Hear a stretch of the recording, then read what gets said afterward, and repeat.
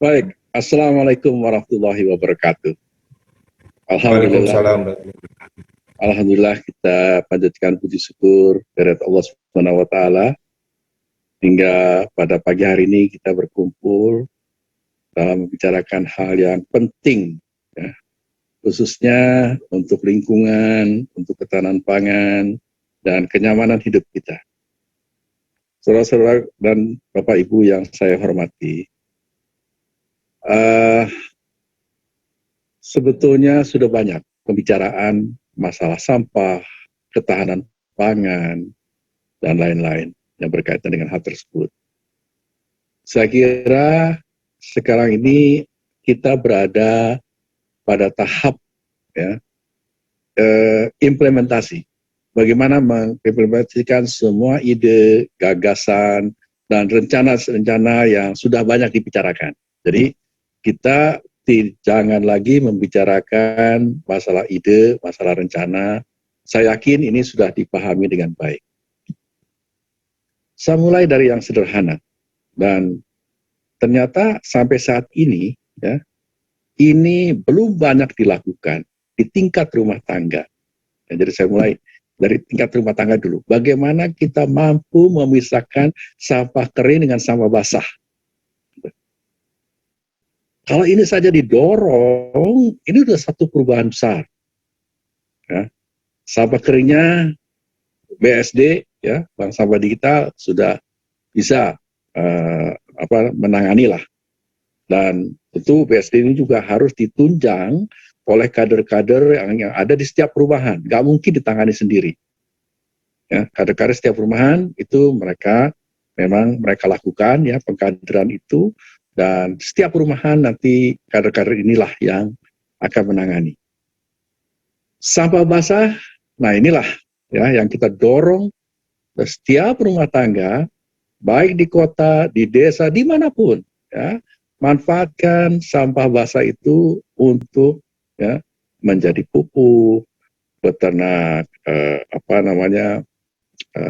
maggot, dan lain-lain. Nah, kaitannya dengan ketahanan pangan adalah, ya, bahwa sesungguhnya kita ini sangat tidak layak untuk kekurangan pangan. Saya selalu mengatakan ini. Kenapa? Menanam itu begitu mudahnya di negeri kita. Ya. Betapa mudahnya dengan kita diberi iklim yang luar biasa nikmatnya. Allah berikan kenikmatan itu dan bisa kita rasakan, ya, kalau kita membandingkan dengan negara-negara ataupun di iklim yang lain gitu. Kita sepanjang tahun bisa menanam. Negara-negara subtropis nggak bisa, terbatas sekali. Ya, bahkan di masa lalu ketika mereka belum punya perumahan yang bagus, listrik yang baik, gitu ya, mereka bekerja keras di musim panas, kemudian berusaha menyimpan makanan untuk nanti di musim dingin. Kita kapan saja bisa nanam, kemudian kapan saja kita bisa makan. Luar biasa, anugerah dari Allah ini harus kita manfaatkan betul dengan baik. Ya, jangan sampai kita sia-siakan itu. Kalau kita sia-siakan, namanya kita tidak amanah, kita zolim, gitu ya.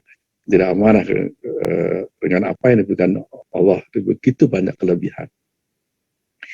Ini barangkali yang perlu dilakukan dengan gerakan menanam.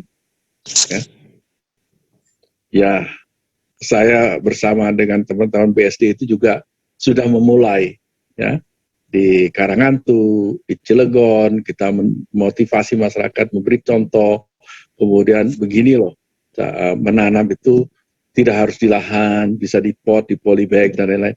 Ini harus menjadi sebuah gerakan. Dan gerakan ini akan menjadi besar ketika pemerintah daerah turun tangan. Gitu. Dengan mengerahkan dari mulai camatnya, kepala desanya, lurahnya, sampai RW-nya, RT-nya. Kalau ini kita gerakan menjadi sebuah gerakan masyarakat, ya, maka ini hasilnya akan dahsyat. Ya. Di mana setiap rumah tangga minimal, ya, mampu mencukupi kebutuhan pangan-pangan pokoknya ataupun pangan sehari-hari ya dari apa yang ditanamnya, dan menanam itu begitu mudahnya. Kita sudah memberi contoh betapa pupuk itu bisa kita buat dari sampah dan seterusnya, ya, dari biomasa yang ada di sekitar kita. Nah, kalau itu kita manfaatkan sebagai media tanam, sebagai pupuk, ya, maka kita bisa menanam apa saja.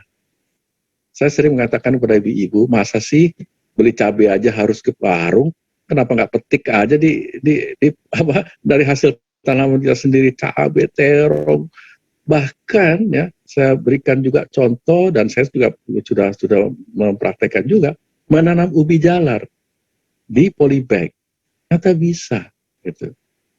Bahkan sekarang ini ya saya juga baru lihat juga menanam ubi jalar di polybag dalam skala luas. Jadi tidak lagi padahal itu di lahan.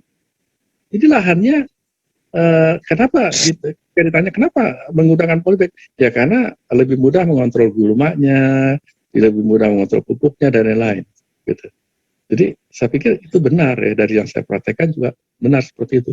Betapa beratnya kita menangani gulma itu. Nah, ini saya kira yang pada pokok yang ingin saya bicarakan ya. Bagaimana kita ya memotivasi, kemudian memberi contoh, kemudian membuat sebuah gerakan ya, menangani sampah dan menanam. Menanam ubi itu sangat mudah sekali dengan stek. Menanam cabai dan lain-lain itu tomat. Temen Mang Andi. Mudah. Mang gitu. Andi saya. Ini ada yang bocor nih. Nah, jadi dan kita jangan terlalu berpikir terlalu jauh juga. Ya, mari kita mulai di lingkungan kita. Ya, saya sudah mulai di rumah misalnya. Kemudian saya sudah mulai bicara juga dengan para tetangga, yang sebetulnya sebagian sudah juga memulai, bahkan alhamdulillah di tempat tinggal saya itu ruang terbuka hijaunya itu sudah penuh dengan berbagai tanaman bunga, ya, tanaman cabai dan lain-lain, gitu. Jadi setiap orang dibuatkan ini juga satu hal ya di perumahan-perumahan itu, taman-taman itu kita bisa tata, gitu. Dibuatkan jogging track, ya, kemudian ditanami sekelilingnya, kemudian setiap orang boleh memetik ya, cabai atau tomat segala pun.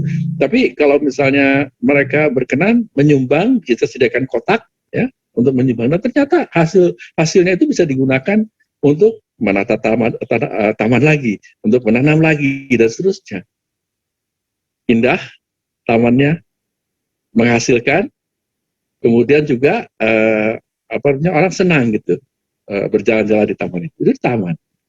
Rumah-rumah kalau semuanya juga rajin menanam, ya, luar biasa hasilnya. Saya kira ini saja yang ingin saya sampaikan, ya. Mari kita mulai dengan gerakan, ya. Gerakan dari mulai rumah sendiri, lingkungan sendiri, ya. Kemudian bersama-sama dengan pemerintah daerah melakukan gerakan pada seluruh masyarakat. Insya Allah hasilnya akan dahsyat. Ya.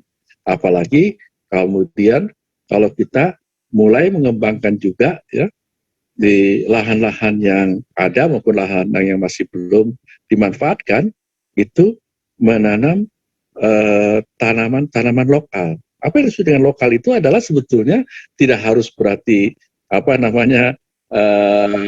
bukan tanaman yang asing atau baru, tapi yang cocok ditanam. Kalau saya mengartikannya sederhana aja, yang cocok ditanam di sekitar kita gitu. Itulah saya sebut lokal. Jadi kalau tidak cocok ya nggak bisa juga disebut lokal ya. Kalau ada juga sih memang yang misalnya spesifik seperti talas beneng ya, yang dari Pandeglang itu ya itu kita sebut lokal yang spesifik. Ya. Kalau yang lain yang bisa kita tanam dengan mudah seperti ubi jalar, singkong, ya, terus pisang, itu lokal gitu. Yang bukan lokal itu gandum. Gandum kan nggak bisa menembus subtropis, ya bukan lokal itu memang akan nggak cocok kalau ditanam di sini. Ya, jadi apapun kalau menurut saya yang cocok ditanam, hasilnya bagus, ya, produktivitas tinggi, itulah disebut dengan lokal. Nah, masalah Saya ingin fokus ke sana saja dulu, masalah apa namanya, bagaimana kita menangani urban farming lah, katakan seperti itu, atau kemudian nanti baru kita akan meluas ya ke yang lain. Kita fokus itu saja dulu tentang urban farming. Bagaimana memunculkan minat yang sekarang ini sebenarnya sudah ada gitu ya, bibit-bibitnya sudah ada, sudah banyak juga yang memulai. Ya, dan ini juga didorong oleh karena adanya COVID ya, adanya COVID itu salah satu hikmahnya adalah orang jadi sedang menanam gitu, karena nggak ada kegiatan lain selain di rumah ya. Ya, saya sendiri pun juga alhamdulillah dengan adanya COVID ini saya jadi punya banyak waktu untuk bertani, belajar pertanian yang budidaya gitu ya, sehingga alhamdulillah saya bisa sharing dengan yang lain bagaimana mengerjakan urban farming dan lain-lain. Itu saja saya kira saya sampaikan. Jadi cukup singkat, tetapi intinya sebuah ajakan untuk mari kita bertindak sekarang juga ya, walaupun dalam skala kecil sekalipun, jangan pikirkan kecil besar, tapi dimulai saja, insya Allah nanti akan membesar ya. Jadi itu juga sudah kita contohkan bagaimana di Karangantu, bagaimana di Cilegon. Minggu depan ini insya Allah hari Selasa saya akan ke Cilegon, kemudian akan ke Binuangen yang memotivasi masyarakat. Bahkan kita di Cilegon itu bersama teman-teman itu akan Di Cilegon di mana, Prof? Villa Ternak. Di Villa Ternak. Baru tahu. Iya. Itu ya punya rencana akan mencetak 1.000 milenial untuk menjadi pemain agribisnis. Nah, ini kita akan gerakkan ya milenial itu untuk menjadi pemain agribisnis. Kenapa? Karena kita ini kekurangan pemain agribisnis, gitu. Kekurangan sekali. Nah, mereka bukannya tidak apa namanya, tidak mau atau tidak mampu, tapi kekurangan orang yang mau bisa menggerakkan mereka. Gitu. Potensinya luar biasa. Dan kita punya potensi dua-duanya. Sumber daya alam ada, sumber daya manusia juga ada. Tinggal bagaimana kita bisa menggerakkan mereka. Itu saja. Terima kasih. Wassalamualaikum warahmatullahi wabarakatuh. Waalaikumsalam.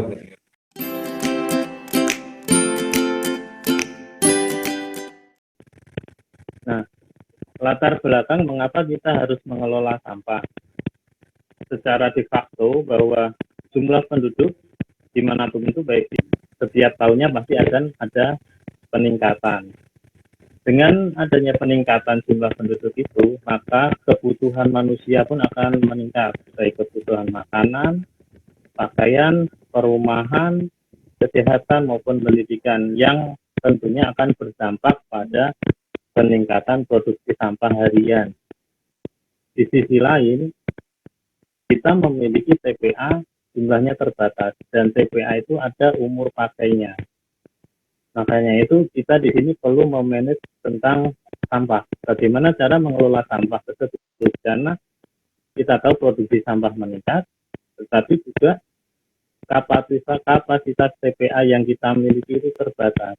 Di sini makanya perlu program-program, perlu keterlibatan masyarakat di dalam upaya untuk mengurangi sampah, sehingga kapasitas TPA yang terbatas itu dapat umurnya dapat lebih panjang lagi. Oke, lanjut. Nah, ini tujuan pengelolaan sampah itu di dalam Undang-Undang 18 tahun 2008 tentang pengelolaan sampah ada 3 tujuan. Yang pertama, meningkatkan kesehatan masyarakat, meningkatkan kualitas hidup, menjadikan sampah sebagai sumber daya. Nah, poin 3 ini adalah tema Hari Peduli Sampah Nasional kita di tahun 2021 ini. Jadi, mari kita jadikan sampah sebagai sumber daya. Mungkin ada banyak info-info di luar, di internet, di televisi, atau sebagainya, bahwa yang lagi rame adalah pembangkit listrik tenaga sampah. Nah, sebetulnya sampah sendiri bisa dijadikan sebagai sumber daya di sini. Oke, kita lanjut. Nah, ini definisi. Jadi, ini hanya definisi aja, mungkin kita semua udah paham ya. Jadi, kalau kita bilang sampah adalah sisa kegiatan sehari-hari manusia dan atau proses alam yang berbentuk padat. Kemudian, pengelolaan sampah adalah kegiatan berkesinambungan meliputi pengurangan dan penanganan sampah. Jadi mulai dari sampah itu dihasilkan, sampah itu kita batasi, kita kurangi sampai dengan pengangkutan sampah ke TPA. Lanjut lagi.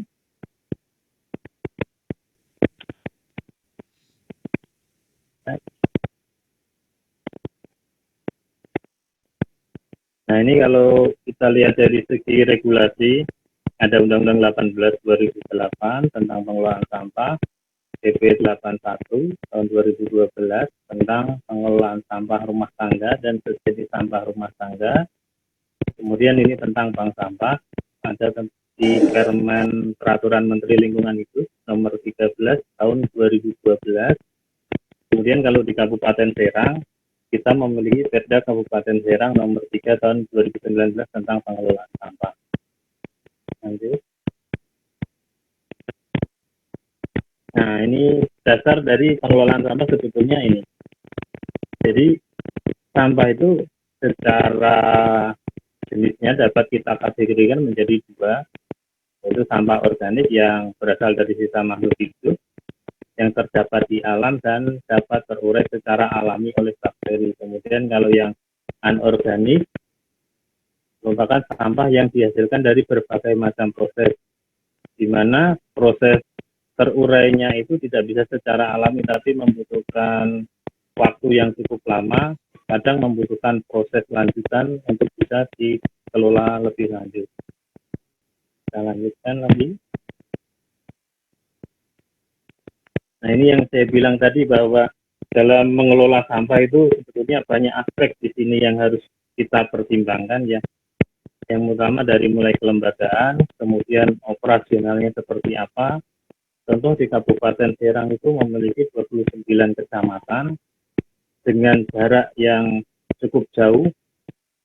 Kemudian maka perlu teknik operasional agar efektif, karena kalau tidak efektif, efek di pembiayaannya nanti akan sangat cukup besar, sehingga perlu cara-cara operasional yang lebih baik. Kemudian tentu dalam pengelolaan sampah itu ada payung hukumnya ya, ada tadi ada peraturan-peraturan.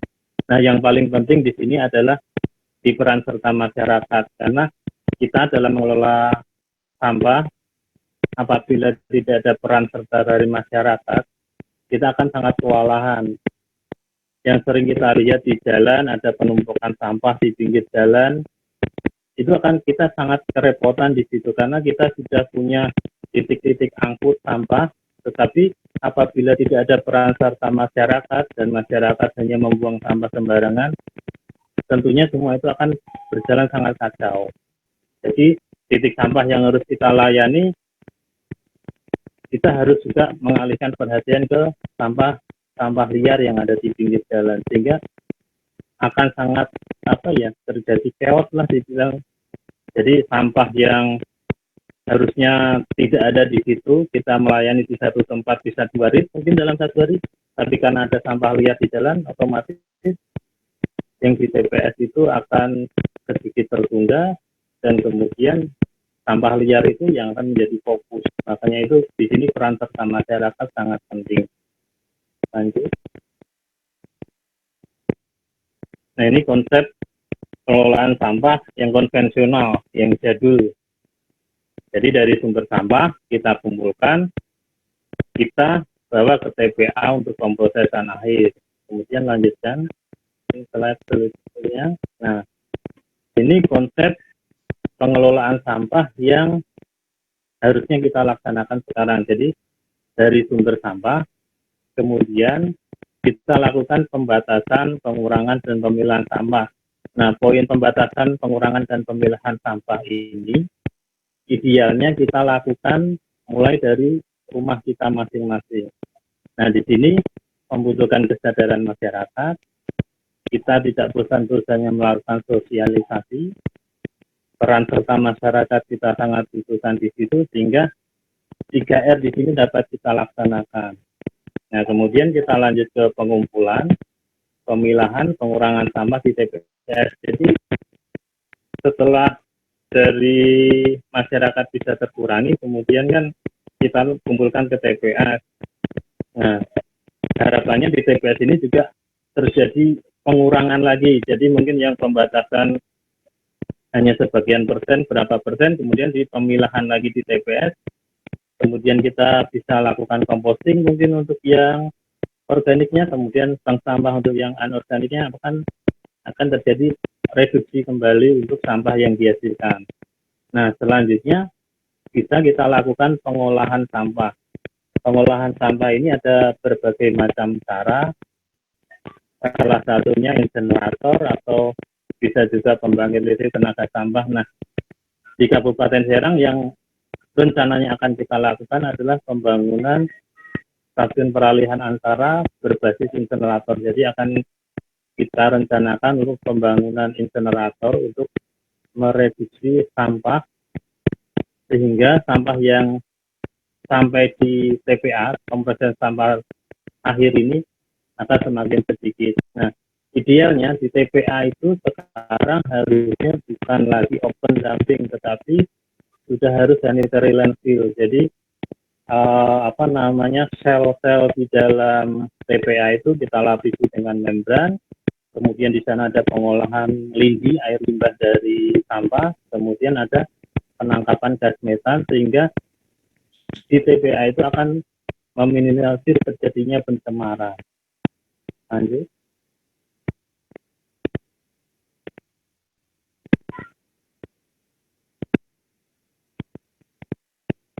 Nah, ini hierarki pengelolaan sampah sebetulnya yang A adalah yang konvensional. Jadi zaman dulu kita lebih fokus ke pembuangan akhir karena mungkin zaman dulu TPA masih luas, lahan masih banyak, sehingga perumahan juga masih sedikit, sehingga pembuangan air masih banyak lahan dan seperti itu. Tapi konsep yang sekarang ini kita harus mulai rubah dari mulai pencegahan tadi, pembatasan, pengurangan sampah, minimalisasi, kemudian reuse, recycle, energi recovery itu bisa ke PLTSA atau pirolisis, menghasilkan bahan bakar. Nah, tujuan akhir kita sehingga yang pembuangan akhir atau pemrosesan akhir ini akan lebih sedikit. Ini hierarki yang kita harapkan terjadi saat ini, yaitu tren yang B. Kita lanjutkan lagi. Nah, ini di pasal 12 ayat 1 Undang-Undang Nomor 18 Tahun 2008 bahwa disebutkan bahwa setiap orang dalam pengelolaan sampah rumah tangga dan sampah jenis sampah rumah tangga wajib mengurangi dan menangani sampah dengan cara yang berwawasan lingkungan. Ini yang saya harapkan dari teman-teman yang hadir di sini, untuk bersama-sama kita mengelola sampah dari rumah kita masing-masing. Ini yang saya harapkan di sini. Kita lanjutkan lagi. Nah, ini pemilahan sampah. Mungkin dengan yang sudah tergabung dalam bank sampah digital sudah paham tentang ini.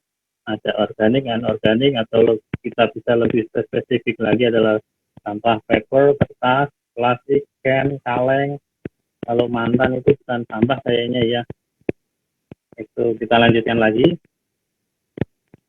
Nah, ini mengapa kita harus mengelola sampah. Jadi ada berbagai macam aspek dari kesehatan, estetika, kenyamanan, banjir. Nah, ini banjir sering kali dikaitkan dengan sampah. Padahal kalau saya bilang banjir itu banyak aspek yang terjadi, dari mulai pendangkalan sungainya, kemudian saluran drainase yang nggak lancar, kemudian ada penurunan muka air tanah, tetapi yang selalu jadi kambing hitamnya adalah sampah. Tapi ada benarnya juga, karena di setiap banjir itu kadang kita temukan banyak sampah, maka dari itu perlu keterlibatan bersama di dalam pengelolaan sampah. Nah, kemudian kalau kita bilang sampah itu secara umum tidak boleh dibakar secara fugitif ya. Jadi kalau kita mau membakar sampah itu ada alat yang namanya insenerator. Jadi di situ asapnya akan terkontrol. Kemudian karena di dalam pembakaran sampah itu kadang ada kandungan logam berat dan kandungan racunnya, contoh dioksinnya. Nah, itu makanya kalau dalam pembakaran sampah tidak saya sarankan untuk di lingkungan masyarakat dengan open burning. Jadi kalau mau bakar sampah ada alatnya, alat khususnya. Makanya daripada kita bakar sampah emang tereduksi, tapi alangkah lebih baiknya kalau kita join ke bank sampah, kemudian kita pilah, di situ kita dapat manfaat secara ekonomi, secara ekologinya juga bagus, kemudian bahaya pencemaran juga lebih sedikit. Kita lanjutkan. Next.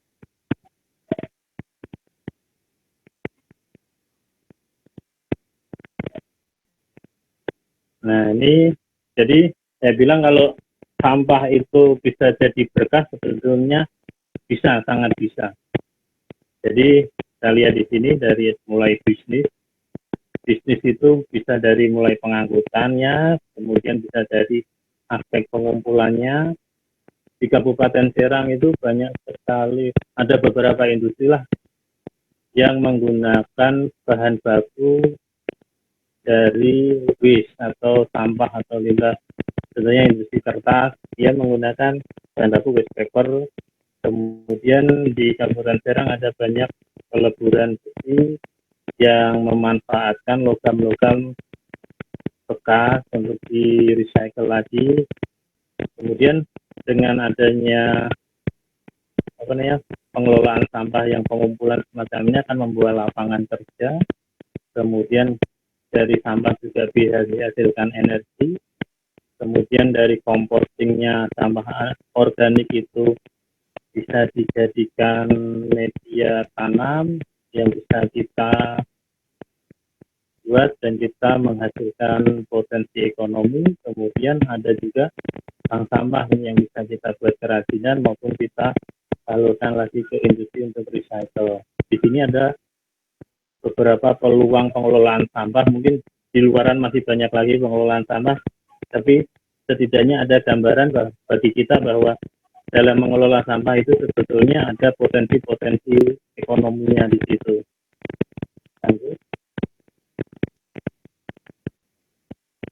Nah, ini saya bilang kalau kita mau memilah sampah, di sini dapat kita lihat secara diagramnya. Jadi sampah itu bisa kita pisahkan tadi dari anorganik maupun organik.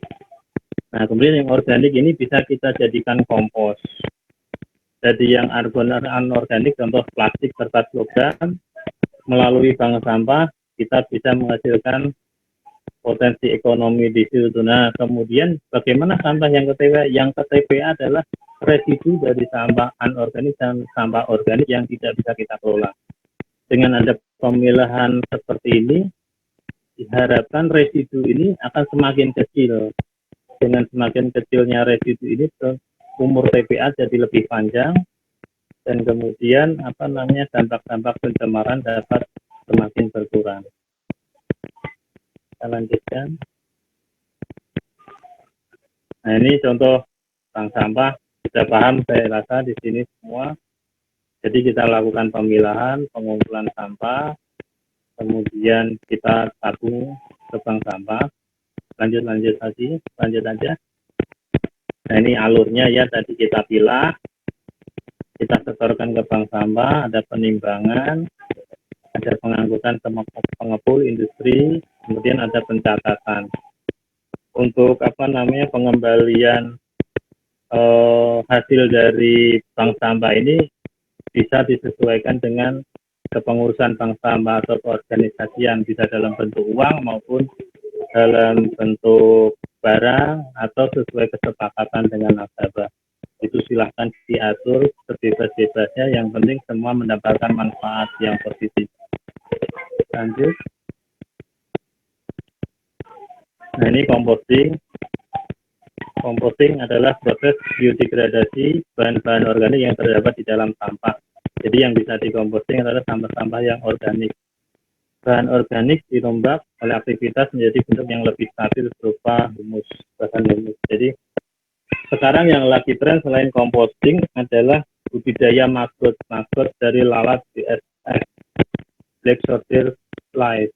Jadi akan terbentuk dari sampah organik itu nanti akan sebagai bahan makanan untuk larva lalat BSF ini bisa dipakai untuk pakan ternak dari pakan unggas maupun pakan ikan karena kandungan proteinnya tinggi.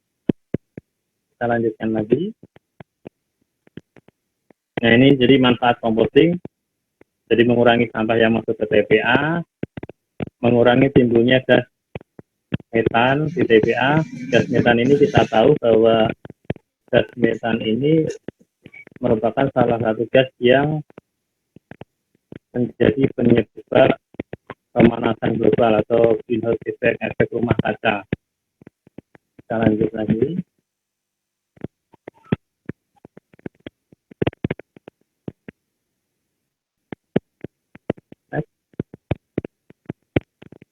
Nah, ini contoh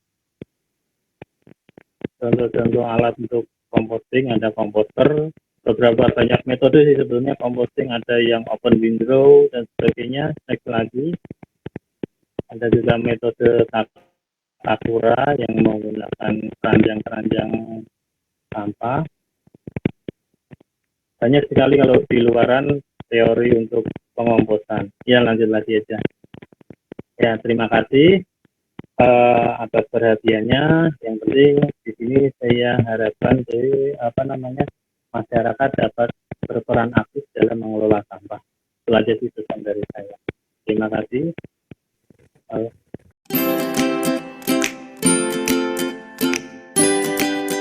Jadi kuncinya memang harus ada yang memberikan contoh dan memotivasi. Ya. Jadi itu yang kita lakukan. Jadi karena kalau nanti sudah merasakan manfaatnya dengan sendirinya itu, dengan sendirinya akan bertanggung jawab gitu. Karena sayang kan, kalau udah tahu manfaatnya, ada hasilnya, dengan sendirinya akan merasa sayang gitu. Nah, jadi kita harus juga memotivasi bahwa merawat tanaman itu adalah seperti memang merawat makhluk hidup gitu, ya, merawat sesuatu yang kita sayangi. Itu kalau sudah sayang sama tanaman itu, lihat daunnya patah aja rasanya sedih gitu. Sama dengan para pecinta kucing misalnya, lihat kucing sakit aja mereka, waduh gimana gitu. Saya lihat sendiri gitu mereka yang itu seperti itu. Ya harusnya yang seperti itu juga bisa kita tanamkan bagi mereka yang pelihara tanaman, pelihara ikan dan lain-lain. Ini memang perlu praktek gitu. Kuncinya praktek. Jadi bukan hanya di angan-angan, tapi coba gitu. Dan untuk mencoba ini memang harus ada yang memotivasi, ada yang memulai, ada yang memberikan contoh. Itu aja kuncinya.